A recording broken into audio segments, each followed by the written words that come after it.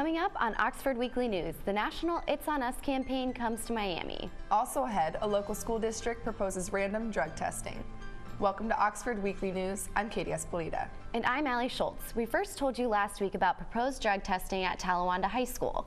I spoke with staff and parents at Talawanda about the idea in this exclusive Oxford Weekly News story. Talawanda School District recently proposed the idea of random drug testing for high school students. The goal would be to reduce the number of students who use drugs and alcohol and give help to those who test positive. If the program is put in place, the district says they have resources to help, but it isn't clear what the course of action would be. So then my next thought is, well, what do you do with that information? It kind of puts a burden on the school. Like, if you know a kid is doing some kind of drugs or alcohol, do you counsel them? Do you tell the parents? Do you tell the police?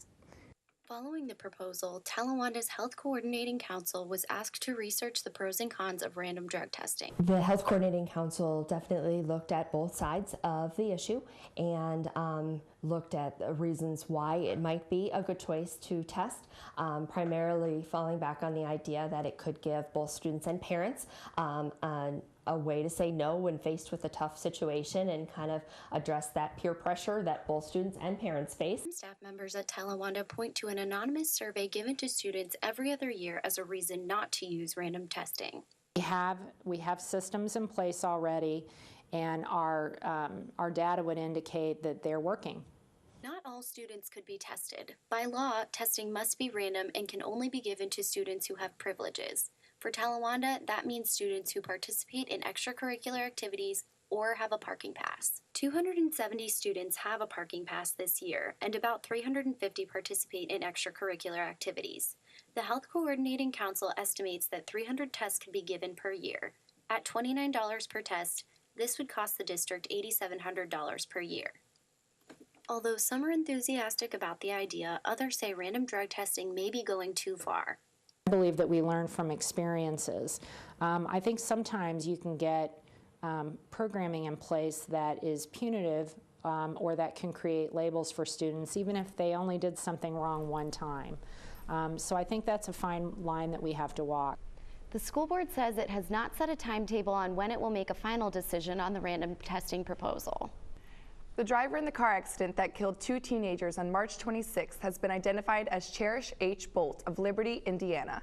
Oxford Township Police say Bolt was driving a 2013 Nissan heading northeast on the 6300 block of Todd Road when the car veered off the right side of the road, killing 18-year-old Douglas C. Minton and 19-year-old Amanda H. Durham. Oxford Township Police Chief M.D. Goins says that speed was a factor in the crash, but could not speak on the pending charges. A national campaign against sexual assault called It's On Us kicked off on campus March 2nd.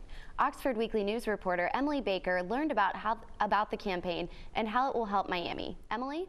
Thanks, Allie. This week was the kickoff week for the It's On Us campaign. I went to check out what the campaign was about and how it hopes to change the culture of sexual assault here at Miami. A national campaign to change the culture of campus sexual assault launched this week at Miami. It's On Us was started in September of 2014 by Generation Progress and the White House. The campaign's goal is to change the way people think about sexual assault on college campuses. It's On Us encourages people to take the pledge to keep people safe from sexual assault and not to be a bystander. Associated Student Government Vice President Natalie Beta says she hopes bringing the It's On Us campaign to Miami will help prevent future assaults on campus. We think Oxford's such a cute little safe community, but at the end of the day, in college, sexual assault happens everywhere. Oxford isn't immune to the national problem of campus assault. 18 sexual assaults occurred on campus in 2013, according to the Oxford Campus Crime Report. Campus Sexual Assault Response Coordinator Becca Getson says the numbers reflect an issue that affects every college campus. So one of the things that we can that we're hoping to do with the It's On Us campaign is raise more awareness, raise more education, have more people involved, and realize that this is everyone's problem and that everyone can step up and everyone can have a say to help end sexual and interpersonal violence. The campaign kickoff ran the week of March 2nd, including an event at the men's basketball game. The kickoff week was to spread awareness, but Beta says it's just the beginning. It's supposed to be an actual cultural shift. It's supposed to be changing the way we think about sexual assault and interpersonal violence in our school, and hopefully truly create a change in the way we see it. To take the pledge and learn more, visit itsonus.org. If you or someone you know wants to report a sexual assault, contact the Oxford Police Department or the Health Services Center. Reporting for Oxford Weekly News, I'm Emily Baker. Back to you, Katie and Allie. March is Women Empowerment Month, and this week we're highlighting a woman from the Oxford community. Prue Dana is a retired resident in Oxford and served as mayor for 2 years. She's an active member of the League of Women Voters and is a Miami grad, where she then served in the Peace Corps after graduation. The former mayor believes that women should stand their ground on what they believe. On the whole, with both Miami and Oxford, there's a lot of respect for women to work on different projects. And maybe one of the things that I've always thought that I try to do, and maybe other women do, is really follow something that needs to be done and not let it go and come back to it. What's such great advice that everyone can utilize? Someone else will have advice for our graduating seniors. Allie? Miami University has chosen Bonnie St. John as its 2015 spring commencement speaker. The university says the Paralympic skiing medalist, former White House official, and best-selling author symbolizes the benefits of setting high goals. St. John will speak Saturday, May 16th at Yager Stadium. Coming up, we'll take a closer look at a program designed to bridge the cultural gap on campus. Stay tuned.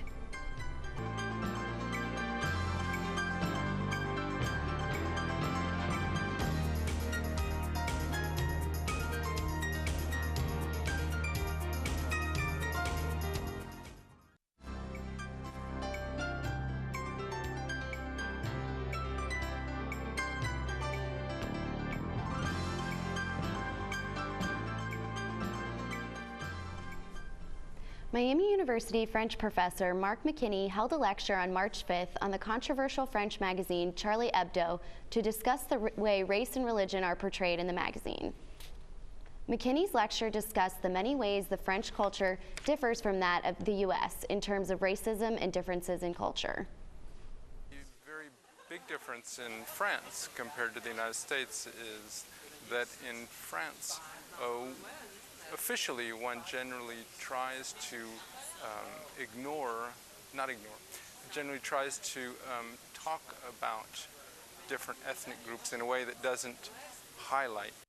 McKinney's lecture helped those in attendance better understand the unique satire of the French magazine.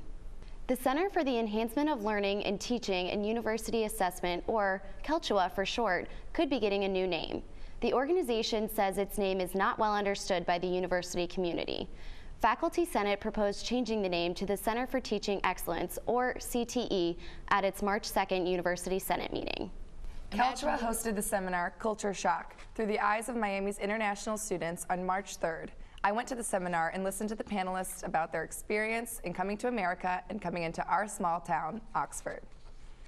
Imagine being a college student in a country that's not your own and learning in a language that's not your first. That's the reality for over 1,800 international students that Miami enrolled in the fall of 2014. Miami's international student population has been consistently growing each year and expected to jump over 2,000 this upcoming August. Amy Cockrell, an international student advisor at the university, says Miami's goal is to eventually have 10% of each upcoming class be international students, and says the Oxford community can benefit from this shift. It's a great thing. It offers diversity to Miami. All of these students bring in a wealth of experiences, and they bring that into the classroom, they bring that into the residence halls, they bring that into Oxford, and I think we can all benefit as a community. CELTUA teamed up with Cockrell to host a seminar with student panelists from all around the globe to talk about the culture shock in coming to Miami. Halbert Lee, originally from Sydney, Australia, before moving to Shanghai, says his biggest shock was in the classroom. During the class, people there feel free to discuss and also ask the questions to professors, because it is not allowed to do that in Australia and China. Shanil De Silva from Sri Lanka says professors shouldn't underestimate international students in the classroom and shouldn't assume they're struggling. Let them go through the first assignment alone. Let them do the first group project alone. Look at how it works. If you see that they're really struggling, not that they're just being lazy, but they're really struggling, then go up to them and speak. De Silva is a political science graduate student and has been at Miami since 2009. He says so much has changed about himself in the past 6 years. And I think that's all a result of Miami, as well as the people I've met here and the things I've done have helped me look at the world and problems in a different way, I guess, because sometimes you come in with only one mindset, and the more people you meet, the more experiences you have, you gain a wider perspective. So. Next month, Miami will host an International Student Week filled with different events to bring domestic and international students together to celebrate their cultures and break down the barriers. The organization is also hosting a writing contest for students and alumni to share their experiences with international students during their time here at Miami. The Howe Writing Center is asking for participants to write about their cross-cultural friendships and will offer cash prizes to the top 3 placeholders. For more information, visit the link below. The synchronized skating team came home from the U.S. National Championships with its 11th consecutive national crown. The team went into the competition already holding the U.S. record for most consecutive national titles.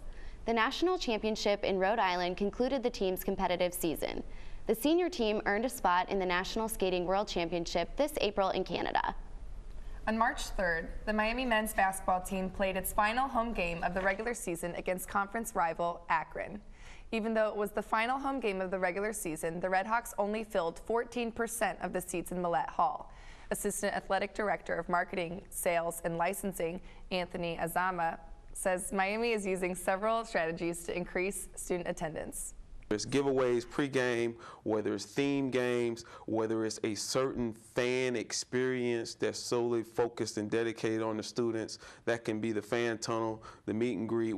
Kent State has been offering students money to attend its MAC home games recently. Coming up, Miami is proposing new changes to its regional campuses. We'll be right back.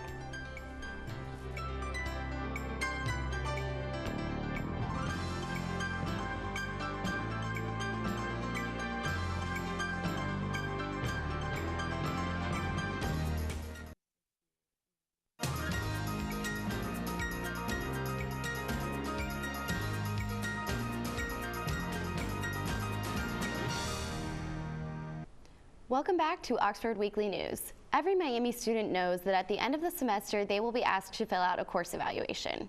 At its March 2nd University Senate meeting, a proposal was made to change the evaluation process. Provost Phyllis Callahan says changing the course evaluation form will benefit both students and faculty. So that they would get feedback from the students to enhance their teaching, to improve the course the next time they offer it, but they wouldn't be required to submit that as part of their annual review or part of their dossiers, because when you experiment, you want to have the freedom to try new things without worrying about how that will impact your annual evaluation. The Senate has yet to vote on whether the proposal will pass. Hello, I'm Oxford Weekly News reporter McKenna Sandstrom. The Miami University Regional Task Force is proposing new changes for its regional campuses. I took a look at what's been going on with the committee and how the community is reacting. With the higher education system in Ohio ever changing, Miami University President David Hodge created what is known as the Regional Task Force Committee. Made up of students, staff, and faculty, the committee is responsible for proposing changes as to how the regional campuses at Miami will operate. The committee held its third of 4 forums March 4th at the Voice of America Learning Center in Westchester to continue the discussion on some of the proposed changes. Committee Chair Jim Orris says so far the forums have been constructive. We've gotten a lot of good feedback. The meetings have been at times emotional, but that's part of the process, and we're learning from that, and we're getting good feedback from the stakeholders. So far, the committee has looked at various organizational models at other schools, such as Indiana University and Indiana University East, and create something similar for Miami. The goal at the end of the day is to promote all of Miami as one great university with 2 great options. But some concern with these models stems from the differentiation between the campuses. Middletown campus assistant professor Mary Kovach says she went to the meeting to understand more about what was going on, but also because of her students' concerns. Students are very concerned with, is my diploma going to read something different? Is it going to mean something at the end of the day? A lot of students are leaving because there isn't a 4-year degree option. The committee says it's not their plan right now to propose different names on diplomas, but more rules will be set for students who commute to both Oxford and the regional campuses. Junior Elizabeth Speidel is one of those students. who, because of her career aspirations, must take classes at both Hamilton and Oxford. She says if a campus name was listed on the diploma, it wouldn't give an accurate depiction of the campus experience. I've heard people think that like the regional campus classes are easier, but that's definitely not true. I mean, I just had a lab practical in anatomy there today, and I was up all night studying for it. The committee plans to bring their final proposal to the University Senate on April 13th and to the Board of Trustees on May 1st. The last forum will be held at 4 p.m. on March 11th in room 112 of Pearson Hall. Ohio Governor John Kasich is calling for more affordability in higher education. Kasich is proposing a statewide task force to lower the cost for higher education. The proposal includes a 2% limit on tuition increases for the Ohio public universities in the next fiscal year. A concert 3 years in the making is like music to our ears. Best Buddies Friends Choir is an extension of the Best Buddies Club, and it recently held a concert in partnership with Miami campus a cappella groups and MAP in honor of Spread the Word to End the Word Campaign Day. The campaign works to eliminate the use of derogatory terms towards people with intellectual disabilities. You don't get the full experience of it just from listening. You have to be there and interact with the individuals with intellectual and developmental disabilities and see these friendships that have been formed and created and see how it's changed everyone else's life. And I can talk all I want about it, but you really have to see it. So I'd say come to an event, come to a choir concert, just see it, and I can guarantee you'll love it. The Best Buddies Friends Choir meets on Saturdays, and those interested can contact Tanner McClellan to get involved. That's all this week for Oxford Weekly News. I'm Katie Espolita. And I'm Allie Schultz. You can watch us online at miamiohtv.com. Also connect with us on Twitter and Facebook at Oxford Weekly News. Thanks for watching.